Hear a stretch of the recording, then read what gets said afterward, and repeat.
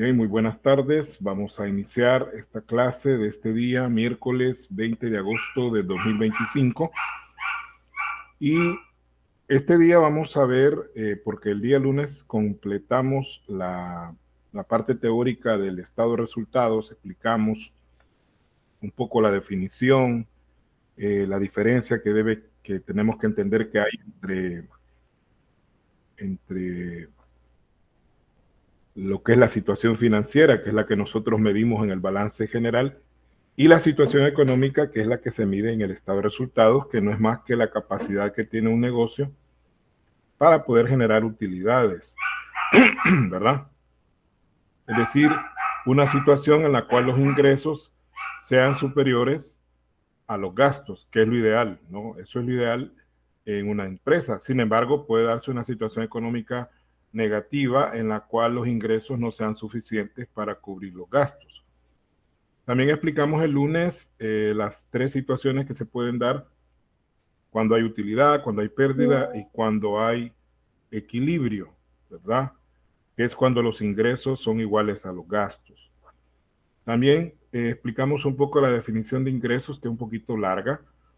Explicamos que los ingresos pues son incrementos que se dan de los beneficios económicos a lo largo de un periodo contable y que se dan de tres maneras. Los ingresos se pueden dar en forma de entrada de efectivo. Explicamos el ejemplo de las ventas al contado. También se puede dar en forma de incremento de un activo, como cuando vendemos fiadito, ¿verdad? O sea, al crédito, generamos un activo que es una cuenta por cobrar. Y el caso menos común es cuando se reduce un pasivo, que el ejemplo que vimos, pues cuando la empresa ha recibido un anticipo sobre un bien o un servicio que va a prestar después y que cuando ya ese servicio o ese producto le llega a manos al cliente, pues ya deja de ser un pasivo porque cumplimos con nuestra obligación.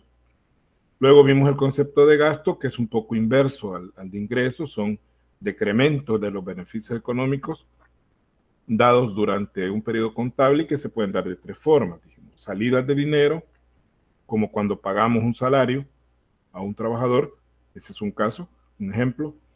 El otro era cuando nosotros generamos, o más bien reducimos un activo, ¿verdad? Eso también puede representar un gasto cuando nosotros, por ejemplo, vendemos algún bien por debajo de su valor, pues ahí generamos un gasto y hay una reducción de un activo. O como incremento de un pasivo, que es cuando nosotros no pagamos el gasto en el momento, sino que lo quedamos debiendo. Esto le vamos a llamar, erróneamente se le llama así, pero como es común, ¿verdad? Todos los contadores dicen lo mismo, le vamos a llamar provisión. Cuando un gasto no se paga, pero se registra como una cuenta por pagar, estamos haciendo una provisión. Esto no es del todo cierto. Cuando lleguemos a ese caso, yo les voy a explicar por qué razón es que eso está mal llamado provisión. No se le debe llamar así, porque una provisión es algo bien diferente, ¿verdad? Sin embargo, así en el lenguaje contable, cualquier contador que usted le diga, hay que hacer la provisión, sí, vamos a cargar el gasto y vamos a abonar una cuenta por cobrar. Bien, también hablamos de la clasificación de los ingresos y los gastos, hablamos de los ingresos operativos, de los ingresos financieros y de los ingresos no operativos. Lo mismo que los gastos se clasifican en el costo de ventas, explicamos qué es el costo de ventas. También explicamos los gastos operativos que pueden ser de distribución o de administración, los gastos financieros y también vimos los que son los otros gastos o gastos no operativos, que son gastos que no se dan todos los días, ¿no? Por ahí anduvo un poco la explicación del día lunes. Hace un par de horas les compartí, permítame, tengo un problema ahorita, permítame, vamos a silenciarnos mientras pasa el ruido, ¿no? Ya les conté el día lunes que es lo que yo aquí tengo, un zoológico chiquito.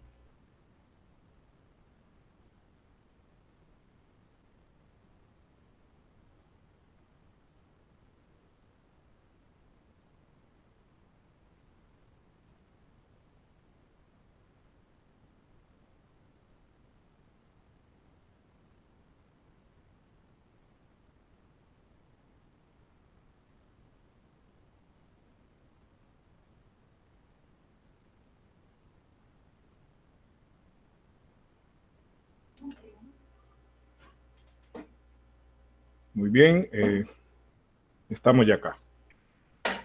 Tenemos este ejemplo que les compartí hace un par de horas, que es el comercial El Ángel S.A. Ahí tenemos nosotros 15 cuentas, que es el máximo de cuentas que vamos a utilizar en un ejercicio de estos. Ahí están consideradas todas las cuentas que normalmente se pueden dar en una situación, pero quiero aclarar de que en algunos casos el estado de resultados se puede hacer con menos cuentas, ¿verdad? Lo importante es que haya por lo menos una cuenta de ingreso y por lo menos una cuenta de gasto. Con una cuenta que haya de cada cosa es suficiente para que nosotros podamos hacer el estado de resultados. En este caso tenemos un ejemplo relativamente completo. Tenemos un inventario inicial, que es la cantidad de mercadería que había al principio del periodo. Tenemos otros gastos, que es parte de los gastos no operativos. Vamos a ir explicando, quizás en la medida que vayamos haciendo el ejercicio, vamos a ir explicando más o menos por dónde va cada una de estas cuentas, aunque quiero aclarar que en la unidad que sigue, que es la teoría del cargo y el abono, pues ahí vamos a profundizar un poco más en cada cuenta. Ahora, quiero aclarar de que el estado de resultados, a diferencia del balance, es un poquito más intrincado. Cuando digo intrincado, significa que hay más cálculos por ahí, sumas, restas. Multiplicaciones y divisiones tampoco hay, no, ni tampoco raíces cuadradas, no, eso no. Solo sumas y restas, pero a diferencia del balance, donde casi todo va sumado, solamente las depreciaciones y las amortizaciones, que hacíamos unas restas por ahí, en el estado de resultados hay más restas y sumas combinadas. Ahora, la estructura del estado de resultados tiene que ver con una lógica, ¿verdad? En la cual lo primero que nosotros debemos plantear dentro de un estado de resultados son los ingresos, porque de los ingresos depende todo. Y recordemos que los ingresos más importantes de una empresa son sus ventas. Entonces, el primer bloque que nosotros vamos a hacer dentro del estado de resultados precisamente es el bloque de las ventas netas. Luego del bloque de las ventas netas vamos a hacer lo que es el costo de ventas, que es el bloque más complicado. Complicado por la cantidad de cálculos que tenemos que hacer y por el uso de las columnas. Yo sé que en un primer ejemplo, sobre todo para aquellos que no son bachilleres comerciales, sino que sacaron otro tipo de bachillerato, les va a parecer un poquito complicado, ¿verdad? De este estado financiero yo voy a hacer dos ejemplos. Quiero aclarar que voy a hacer dos ejemplos. Uno donde nos va a dar utilidad, que es este que tenemos acá, y el otro que nos va a dar pérdida, que lo voy a hacer probablemente el lunes, en la clase de lunes, ¿verdad? Entonces, el lunes vamos a aprovechar para que aquellos que no les ha quedado muy claro aquí en la clase virtual, porque el estado de resultados que vamos a hacer el lunes, parecido a este, va a ser más corto que este porque va a tener pérdida. Pero ahí podemos nosotros ampliar un poquito ya en la clase presencial sobre alguna duda que usted pueda tener. Ahora, definitivamente para aprender esto tiene que practicar. De otra manera, pues es casi imposible. Solo con la clase que yo le voy a dar, es bien difícil que usted pueda lograr el dominio de elaborar este estado financiero. Entonces es importante la práctica y por eso después de este tema yo esta semana voy a subir la tarea 2. Yo sé que ya están con la 1 y que ya tienen la 1 ahí, pero ya de una vez la 2. Claro, va a ser para una fecha más adelante, no va a ser para la misma fecha de la tarea 1, pero para que aquel que le gusta ir avanzando con sus tareas, pues lo pueda hacer rápidamente. Quiero aclarar también que solamente vamos a hacer dos tareas en este registro, solamente la tarea 1, que es la del balance, y la tarea 2, que sería sobre el estado de resultado. Aún cuando empecemos a ver la teoría del cargo y del abono, ya eso va a quedar para un segundo registro. Bien, vamos entonces, voy a enfocarme en el archivo, jóvenes. Entonces, si hay alguna pregunta, pues abran su micrófono y la dicen, porque no voy a poder estar leyendo los chats. Permítanme. Me pregunta acá alguien sobre la tarea 1, si la quiero en físico. No. Depende cómo la hagan. Si la hacen a mano, pues le toman una fotografía y me la mandan. Si la hacen en Excel, que les voy a permitir que la hagan en Excel, yo creo que les he dicho que no, pero les voy a permitir que la hagan en Excel. Si la quieren hacer en Excel, háganla y me mandan el archivo o capturas del archivo, como a usted les salga mejor, porque a mí me sale mejor que usted me la mande en PDF. Si las puede pasar a PDF, pues mucho que mejor. Y si las va a hacer a mano, pues me manda una fotografía, de preferencia escaneada en formato PDF, porque si me la manda la foto, a veces la foto no queda muy clara y también los archivos de fotografía son un poco más pesados, es decir, ocupan más espacio que los archivos PDF. Entonces, hay algunas aplicaciones como Adobe Scan y otras que sirven para eso. No, el ejercicio los que he dejado no llevan estado de resultados, ¿verdad? El estado de resultados aparte, ¿qué es esto, no?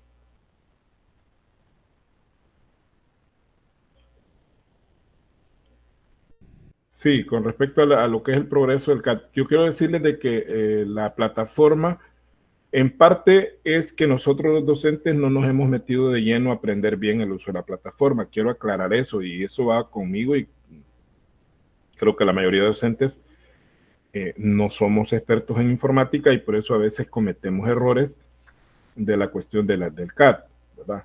Y sí, yo quiero darles las opciones.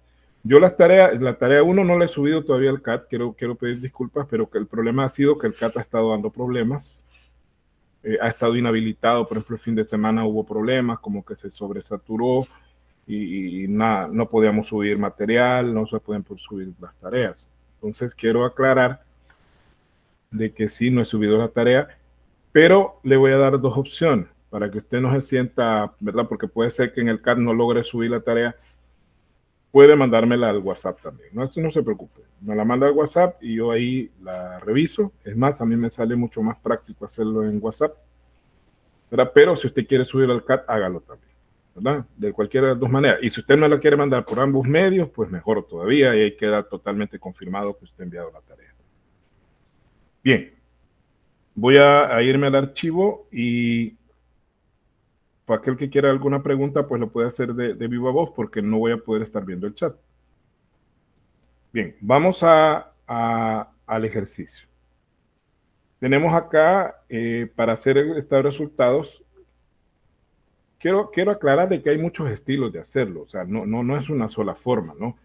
Sin embargo, yo he tratado de crear una forma de estado de resultados donde yo pueda tener en cuenta todas las cuentas que se pueden dar en este caso. Y tenemos acá en esta hoja, ya tenemos rotulado acá. Yo les sugiero que lo vaya haciendo a la par mía, ahí en su cuadernito. Lamentablemente, pues no les pude mandar formato para que lo hicieran en un formato aparte, así como hicimos el balance. Pero igual esto lo puede hacer en un cuaderno. Tenemos primero el nombre de la empresa. Recuerde que es lo primero que debe llevar cualquier documento. Luego aquí dice estado de resultados de tal fecha a tal fecha. Fíjese que aquí hay un cambio con respecto al balance. Ya hay un cambio con respecto al balance, porque acá el balance es el único estado financiero que se hace a una sola fecha.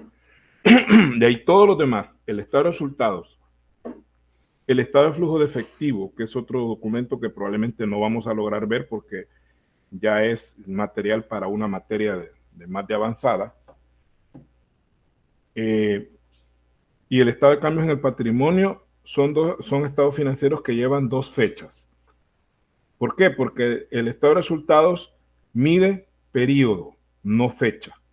El único estado financiero que se hace a una sola fecha es el balance. De ahí, en este caso, el estado de resultados, por eso dice ahí sería del 1 de enero al 31 de diciembre del año tal. No, ahí no hay una fecha específica porque el ejercicio no da una fecha, perdón, un periodo, pero usted siempre debe, en el estado de resultados, debe poner una fecha de inicio y una fecha de cierre del periodo.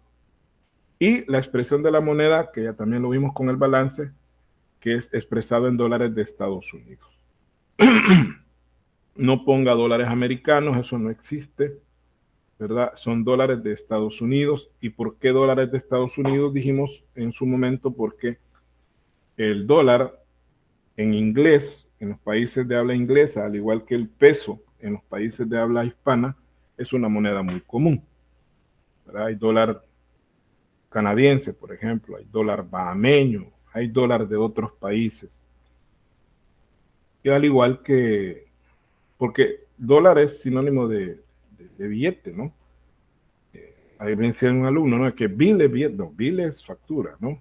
Aunque se parezca a billete, pero bill es factura. Entonces, al igual que Argentina tiene pesos, Colombia tiene pesos, Cuba tiene pesos, México tiene pesos. Entonces, como son monedas iguales, si hiciéramos un estado financiero en México, tendríamos que ponerle en pesos mexicanos, ¿verdad? En pesos colombianos, en pesos argentinos. Bien, aquí en esta columna ancha vamos a poner los conceptos y vamos a tener 4 columnas. Las columnas en un caso práctico no necesariamente tienen que ir numeradas, jóvenes. Esto yo lo numero por cuestiones didácticas, es decir, para que usted se me ubique como que usted está en la colonia, estos son 4 pasajes de la colonia, yo le digo en el pasaje 1, en el pasaje 2, en el pasaje 3 o en el pasaje 4. Es para que usted no se pierda. Entonces, lo primero que les explicaba hace un rato es de que primero vamos a hacer el primer bloque que vamos a hacer. Ay, disculpe, me siento algo tatarata, estoy hablando todo trabado. Pero bueno, ventas netas. Mire, ¿cuántas son las ventas netas? No sabemos. En este punto que yo acabo de poner las ventas netas, no sabemos cuánto es. ¿Por qué? Porque las ventas netas, y si usted observa, aquí está un poco fino, pero hay una línea que subraya las ventas netas, ¿verdad? Todo valor que va subrayado, como en este caso las ventas netas, significa que para poder sacar las ventas netas hay que hacer una serie de cálculos. Y lo primero que necesitamos para las ventas netas, fíjense bien, son las ventas totales. Las ventas totales. ¿De dónde vamos a sacar las ventas totales? Las ventas totales las vamos a sacar, fíjense bien, vamos a irnos al planteamiento. Y las ventas totales las tengo en el renglón 6. Aquí están las ventas totales, que son 1.000.000 y la Juana, ¿no? 1.000.000 y algo. Ese valor que está ahí es el que yo voy a escribir en el estado de resultados. ¿Y en qué columna lo voy a poner?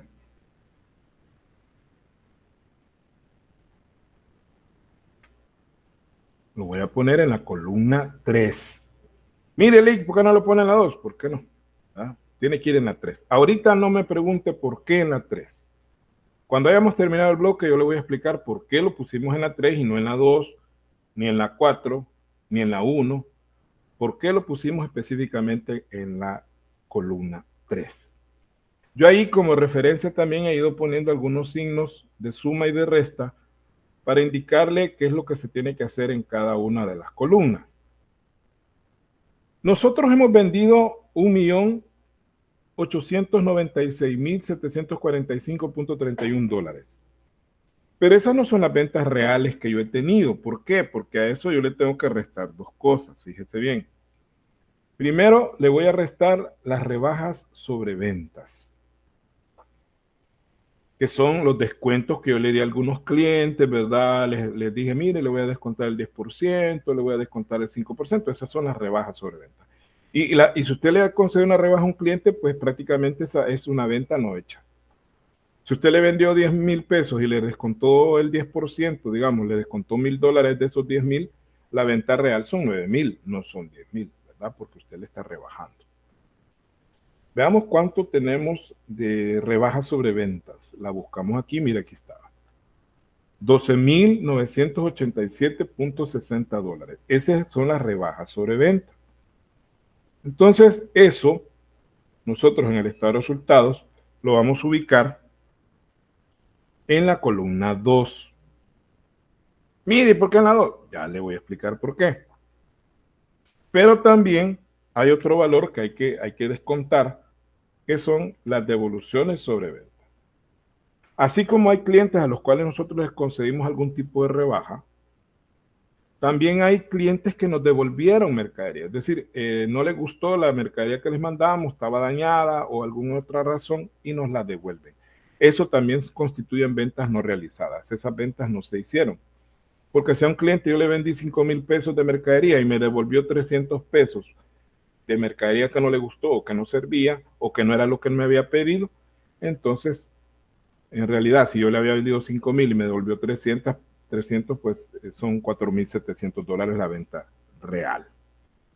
Entonces buscamos las revoluciones sobre ventas acá y son 7,600.45. Al igual que las rebajas, porque estas dos cuentas son gemelitas, siempre andan juntas, ¿verdad? Son como esas amiguis que hay en los institutos. La ponemos en la columna 2. Ojo con lo que voy a hacer ahorita.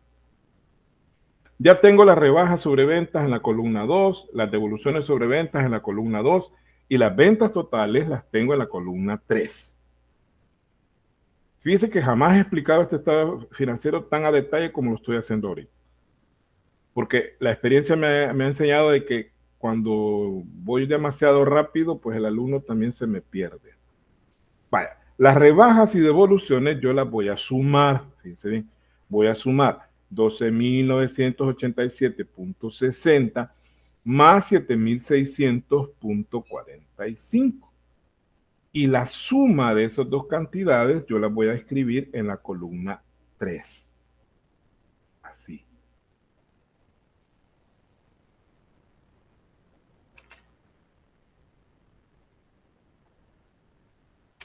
Permítanme. Ahí se me salió las ventas netas, pero eso todavía no.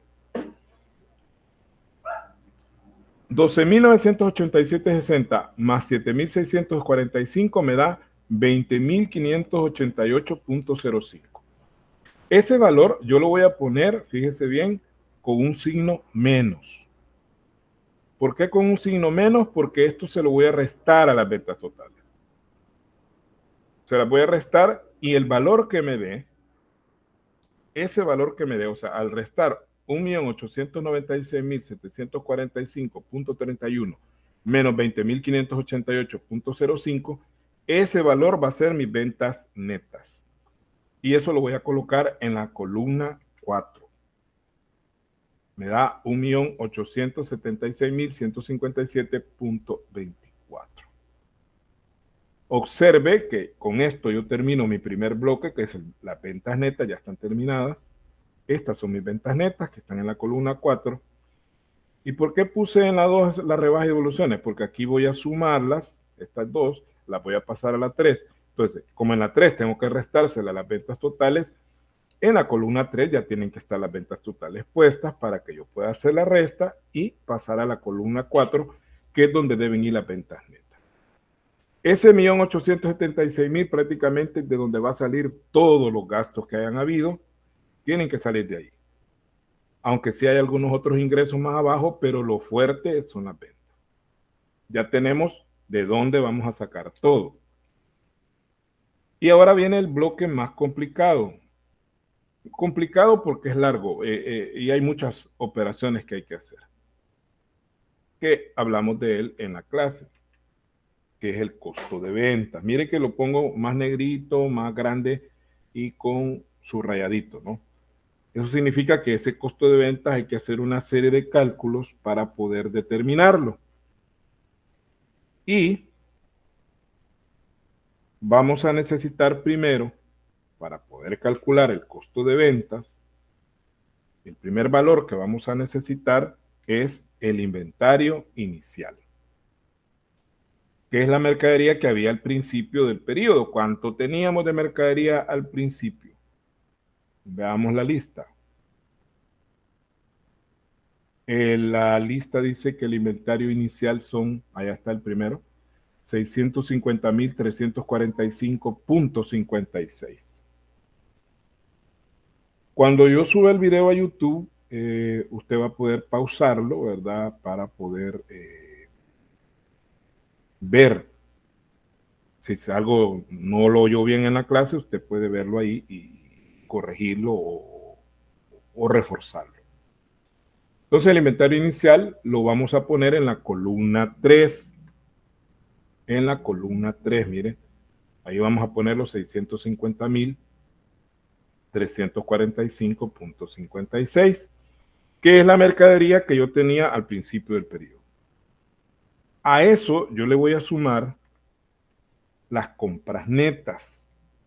Así como hay ventas netas que las tenemos ahí arriba, al principio, también hay compras netas, que son las compras reales que nosotros hemos hecho. Y si usted observa, también las compras netas están subrayadas porque necesitamos hacer un cálculo para poder determinarlas. Y por eso no tenemos ningún valor de compras netas todavía. ¿Qué necesitamos para calcular las compras netas? Fíjense, vamos a necesitar primero las compras. Y las compras las tenemos acá en el planteamiento. Aquí están las compras, la cuenta número 7. Aquí están 235.677.20. Eso lo vamos a colocar, fíjese bien, en la columna 2. Ahí vamos a colocar las compras. Ahorita grábese en qué columna va, no por qué. El por qué después lo va a entender. Ahorita grábese dónde va, en la columna 2, compras. Pero a las compras nosotros le tenemos que sumar los llamados gastos de compra. Estamos aquí en el planteamiento que los gastos de compra están aquí, son $25.670, que lo vamos a escribir en la columna 2 también, abajito de las compras. ¿Qué son los gastos de compra? Los gastos de compra son los gastos adicionales que se hacen cuando se compra el producto. A usted le dice el proveedor, mire, el producto le cuesta tanto, ¿va? Pero no tengo cómo llevárselo hasta donde está usted, entonces usted tiene que pagar un transporte para llevarlo. En fin, y cuando la mercadería viene del extranjero, pues hay muchos más gastos adicionales que se hacen. Hay que pagar el barco, hay que pagar seguro, hay que pagar almacenaje. Entonces, al final, se hace un cálculo de los costos que se han hecho adicionalmente y a eso se le llaman gastos de compra. Hay un proceso cuando la mercadería viene de fuera, hay un proceso contable, más que contable, es un proceso matemático que hay que hacer que se llama retaseo. El retaseo no es más que distribuir proporcionalmente los gastos que se han hecho entre el valor de cada producto, porque como a veces traemos variedad de productos. Digamos, si somos una empresa que distribuye medicinas, traemos jarabes para la tos, traemos pastillas analgésicos, traemos antibióticos, traemos alcohol para heridas. Bueno, y eso lo traemos probablemente en un solo contenedor y ahí viene todo. Entonces a nosotros nos cobran por el contenedor completo y nos cobran el barco, nos cobra por el contenedor completo, el seguro hay que pagarlo también por el contenedor completo. Luego hay que pagar también almacenaje, si es que la medicina la vamos a dejar guardada en una bodega mientras la vamos a retirar. Transporte terrestre, ya en el camión o el furgón que la va a traer. Entonces, todos esos gastos se hacen por todo el contenedor. Entonces, al final el retaseo no es más que agarrar todos esos gastos y distribuirlo a cada jarabito, a cada cajita de analgésico, cada cajita de antibiótico, cada bote de alcohol, para saber cuánto de ese gasto que se hizo le toca a cada quien, ¿verdad? Y poder saber el costo unitario de cada cosita que hemos comprado. Pero eso ya también es harina de otro costal, de otra materia, probablemente en costos o en contados, puede ser que por ahí vean este tema. Entonces, cuando yo sumo los gastos de compra más las compras más los gastos de compra, eso lo voy a sumar, mire, esto lo voy a sumar, subo aquí. Vayamos haciendo las sumas ahí con nuestra calculadora. Y eso nos va a dar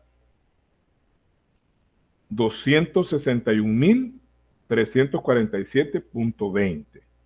Esas son mis compras totales. Pero así como hice en las ventas, usted se fijó en las ventas, le restamos las rebajas sobre ventas y las devoluciones sobre ventas. Entonces en las compras también tenemos rebajas sobre compras y tenemos devoluciones sobre compras. y cuánto tenemos de cada cosa. Aquí tenemos, veamos, rebajas sobre compras. Aquí la número 9, 2.300. Y las devoluciones en la número 13, 650 pesos.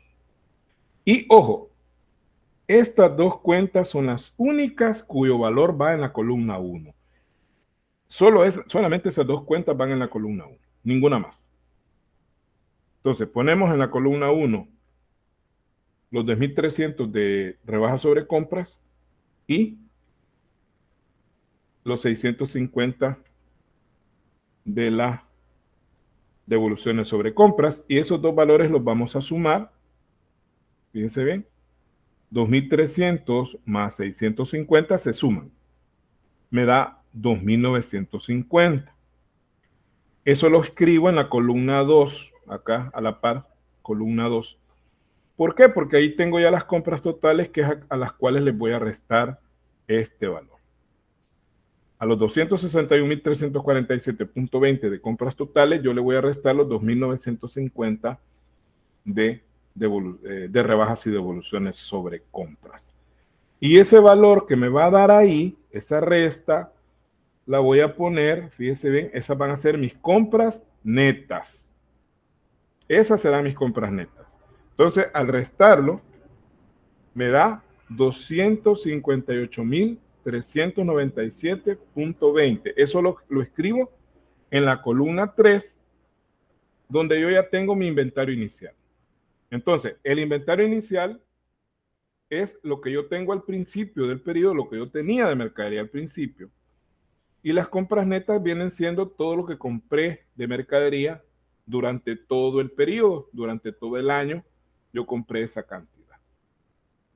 Entonces, acá abajo voy a poner mercadería que estuvo disponible. Que estuvo porque a la fecha probablemente ya no tengamos la misma cantidad.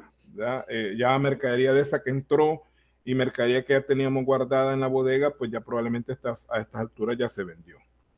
¿Cómo voy a sacar la mercadería que estuvo disponible?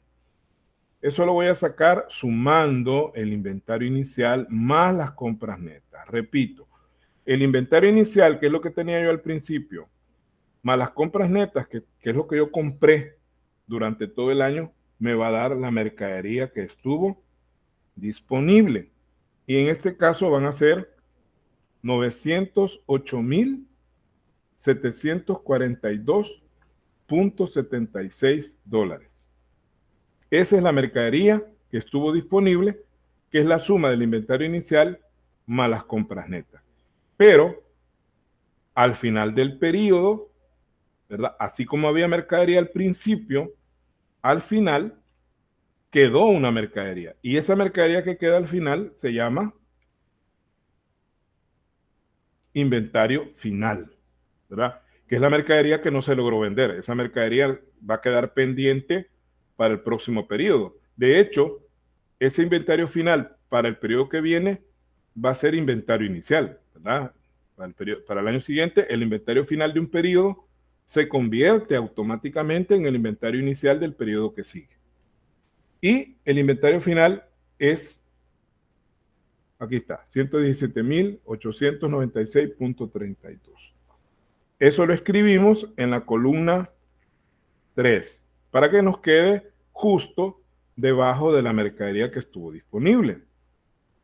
Entonces, la lógica acá del costo de ventas es, bueno, mire, yo tenía mercadería, pongámoslo con, hagámoslo. Voy a hacer. Esto solo es una ilustración, no es parte del estado de resultados. Hay que aclarar eso. Solo lo voy a hacer para que usted entienda la lógica de esto. Vamos a suponer que tenemos un inventario inicial. Pongámoslo en unidades. Digamos que tengo yo 20 unidades. Yo tenía 20 unidades como inventario inicial. Y luego, durante el periodo, yo hice mis compras. Yo compré 50 unidades. ¿Ya? tenía 20 unidades, compré 50. Entonces, ¿cuántas unidades logré tener en bodega? La mercadería que estuvo disponible. La mercadería que estuvo disponible, yo sumo. Mire, yo tenía 20 camisas y compré 50 camisas. Entonces, ¿cuántas camisas logré tener en total? 70. ¿Ya? Pero resulta que al final del periodo, a mí me quedaron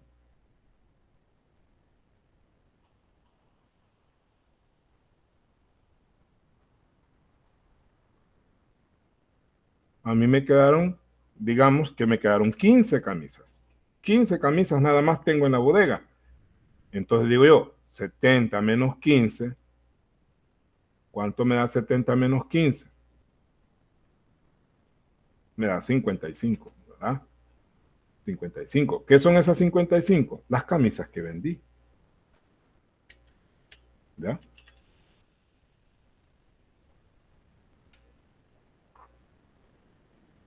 Yo tenía 20 camisas en la bodega. Compré 50. Quiere decir que logré acumular 70. Pero al final solo me quedaron 15 camisas. Entonces, ¿cuántas camisas vendí? 55 camisas. Y de ahí viene la lógica del cálculo del costo de ventas. Por eso sumamos inventario inicial más las compras netas. Eso me da la mercadería que estuvo disponible. Y a eso le resto el inventario final para ver cuánto vendí. Entonces el costo de ventas me va a dar en este caso 790.846.44. Ese es mi costo de venta. Eso me costó la mercadería que vendí ahí arriba. Ese 1.876.000 y algo, su costo, el costo de esa mercadería que yo vendí es 790.846.48. Entonces, ¿qué voy a hacer? Voy a restar las ventas netas menos el costo de ventas y eso me va a dar, en este caso, si usted observa, ojo con ese detalle, las ventas son mayores al costo de venta, que es lo ideal, ¿no?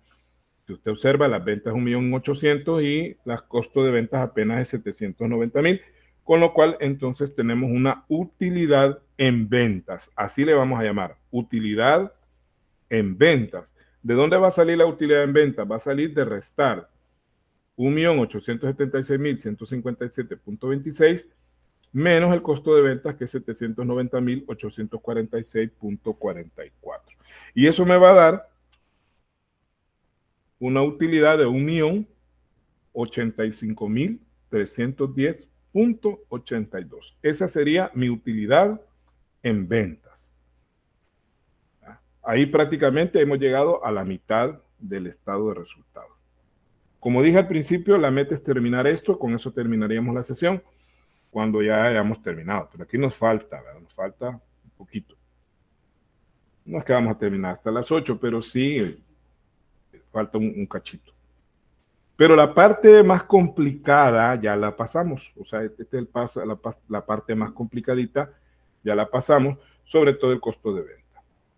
¿Que hay dudas? Sí hay dudas. Es normal, no se preocupe, hay dudas. Y como le dije al principio, yo le voy a dar otro ejemplo, que toda la parte inicial del otro ejemplo va a ser igual que esta, lo último, lo que cambia es lo último, porque como hay pérdida en lugar de utilidad, entonces al final cambia.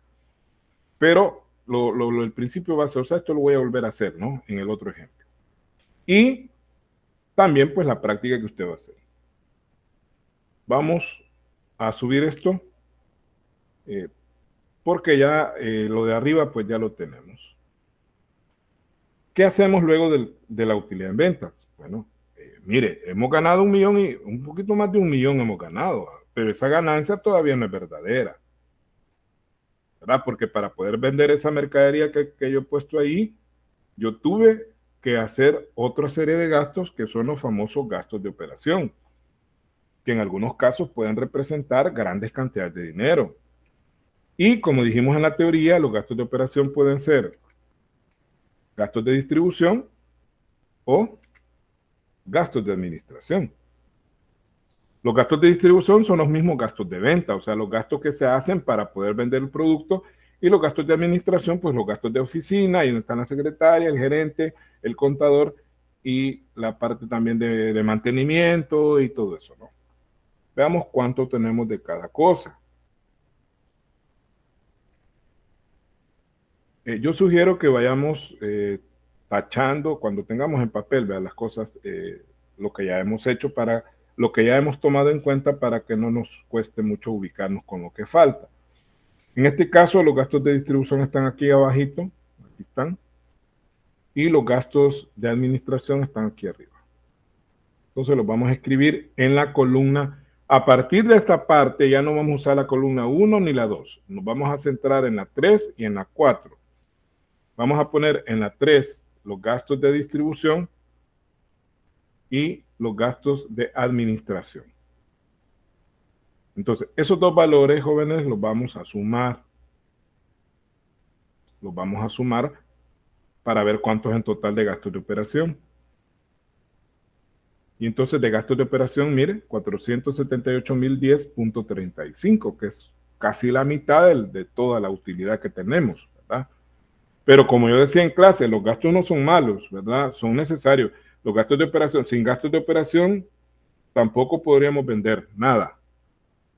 Porque en los gastos de operación está el pago de alquiler del local, ahí están las comisiones para los vendedores, ahí está la publicidad, ahí está, bueno, todo lo que implica el funcionamiento de la empresa. Vamos ahora entonces a restar a la utilidad en ventas, le vamos a restar los gastos de operación para ver, eso nos va a dar la utilidad de operación. ¿Cuánto es la utilidad de operación? Bueno, hacemos la resta y eso nos da 607.300.47.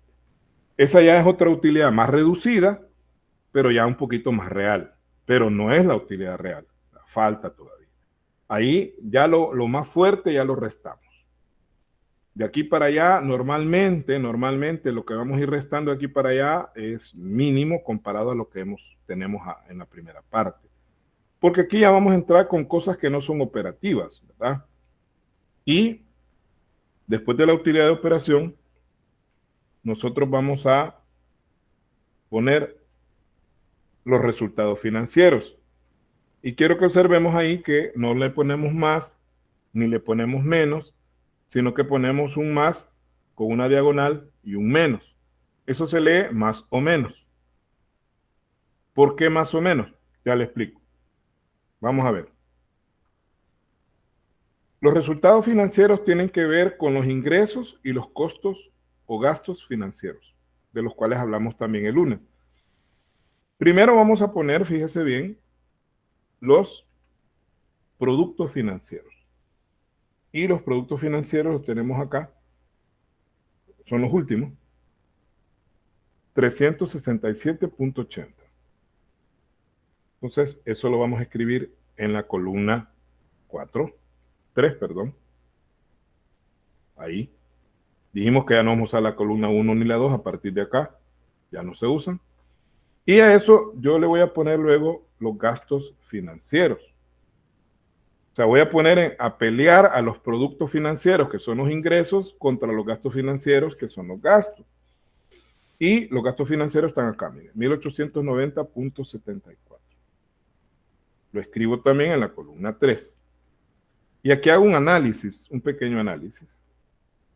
Y digo yo, bueno, ¿quiénes son mayores? ¿Los productos financieros o los gastos financieros? Si usted observa en este caso, los productos financieros son 367.80 y los gastos financieros son 1890.74. Es evidente, es obvio que los gastos son mayores a los ingresos, lo cual significa que cuando yo hago la resta, porque ahí siempre voy a restar, ojo, siempre voy a restar productos financieros menos gastos financieros. Pero como los productos son menores que los gastos, o sea, los gastos se comen a los ingresos, la diferencia me va a dar negativa. El resultado financiero en este caso va a ser negativo, significa que de estos dos signos más o menos se convierte en menos, ¿verdad? Se convierte en menos. ¿Por qué? Porque los gastos son mayores a los ingresos. Significa que voy a restar, fíjese bien, la utilidad de operación, le voy a restar esa partecita que si usted ve comparado con la utilidad, pues bien poquito, pero igual hay que restarla. Y eso nos va a dar, en este caso, como la utilidad es mayor que el resultado, nos sigue dando utilidad, ¿verdad? Porque si los resultados financieros fueran mayores que la utilidad de operación, nos daría pérdida. Pero en este caso nos sigue dando ganancia. ¿De cuánto es la ganancia? De 605.777.53. Esa es nuestra utilidad después de interés.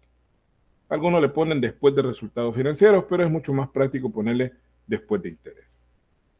Ya esta etapa ya nosotros ya tomamos en cuenta lo que nos ha costado los préstamos que hemos hecho y los ingresos que nos han generado las inversiones, que eso también lo explicamos en la clase de lunes.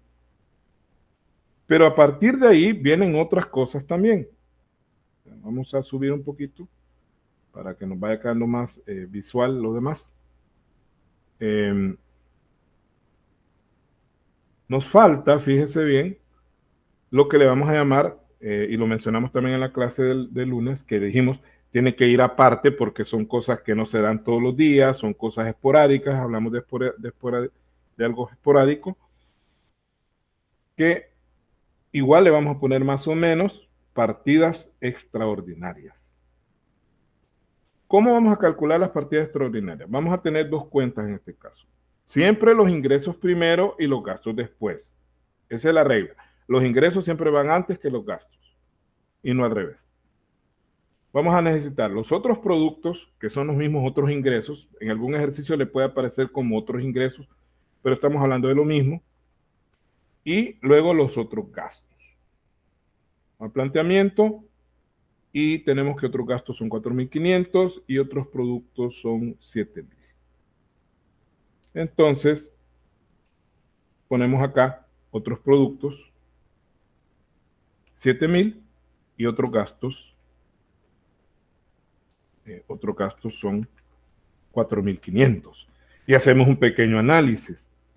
A diferencia del anterior, de los resultados financieros, en este caso los productos son mayores a los gastos. Significa que cuando yo haga la resta, porque ahí siempre voy a restar ingresos menos gastos, la diferencia me da positiva. Quiere decir que este más o menos que está aquí de partida extraordinaria se va a convertir en más, porque hay más ingresos que gasto. Entonces, ¿cuánto es la diferencia? $2.500. Esa es la diferencia. Y como es positiva, se la voy a sumar a la utilidad después de intereses. La voy a sumar 605.777.53 más 2.500. Y eso me va a dar algo que se llama utilidad antes de reserva e impuesto. Y quiero aclarar que si nos hubiera dado pérdida, hasta ahí llegaría el estado de resultados. Ya no habría más. ¿Ya? Hasta ahí llegaría. Pero como nos ha dado ganancia, sigue. El problema sigue. ¿Cuánto es la utilidad antes de reserva de impuestos? Voy a sumar los 605.777.53 más los 2.500. Y eso me da 608.277.53. Esa sería la utilidad antes de reserva e impuesto. Ahora, ¿se acordará usted que en la clase, cuando vimos el balance, hablamos de la reserva legal, que es la única reserva que legalmente se puede deducir en el estado, aquí en este punto, ¿no? De ahí cualquier otra reserva se vuelve no deducible. ¿De cuánto es la reserva? Como Comercial El Ángel es una sociedad anónima, el Código de Comercio establece que la reserva legal de una sociedad anónima es el 7% de la utilidad. Entonces, la reserva legal es el 7%. Lo voy a poner acá para que usted se ubique, aunque no es necesario que lleve eso ahí, pero lo voy a poner porque para que nos quede ahí de referencia.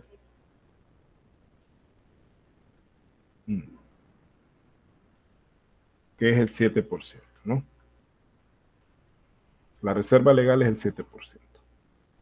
7% calculado sobre la utilidad. A esto le vamos a calcular el 7% y eso nos va a dar, perdón, eso nos va a dar, permítanme,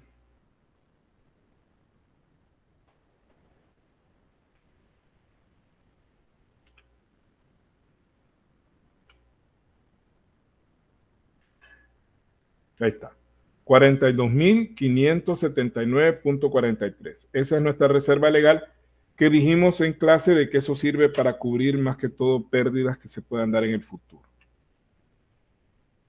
Entonces, restamos, la reserva se la restamos y nos va a quedar algo que se llama utilidad antes de impuesto. Entonces, la utilidad antes de impuesto va a ser la utilidad antes de reserva de impuestos menos la reserva. Y eso nos da, hacemos la resta, 565.698.10. Esa es nuestra utilidad antes de impuestos. Y ahí estamos, como quien dice, diciéndole al Estado, mire, aquí estoy, de cuánto va a ser el cachimbazo, o sea, de cuánto me va a tocar. Y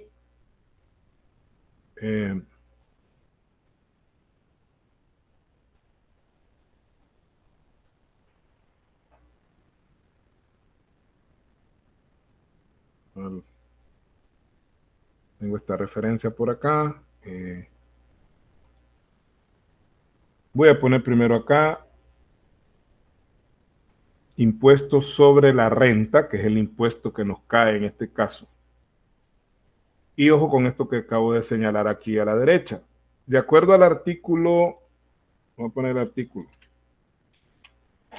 artículo 41 de la Ley de Impuestos sobre la Renta. Así se abrevia impuestos sobre la renta. Le damos un poquito más grande para que veamos. Artículo 41 de la Ley de Impuestos sobre la Renta.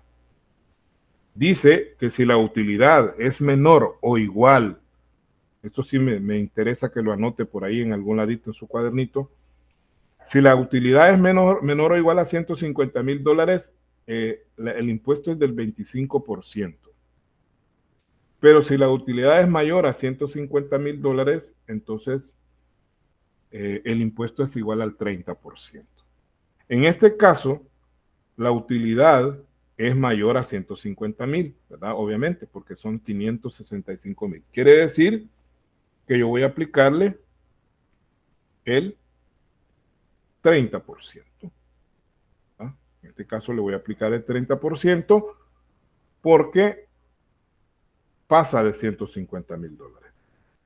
Y el 30% de 150,000,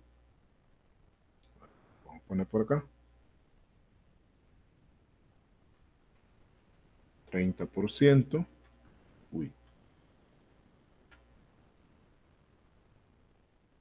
por ser mayor a 150,000. Entonces, eso se lo voy a restar y eso me va a dar ya la utilidad del ejercicio, que es lo que ya me queda libre para que se lo repartan los accionistas. O sea, imagine todo lo que hemos quitado desde las ventas para abajo, todo lo que hemos ido restando para que nos quede ya la carnita, por decirlo de esa manera, que es lo que los accionistas se van a repartir. Hacemos la resta y nos da 395,988.67. Esa sería la utilidad. Después de esa millonada que teníamos ahí arriba, nos viene quedando eso, que no deja de ser bueno.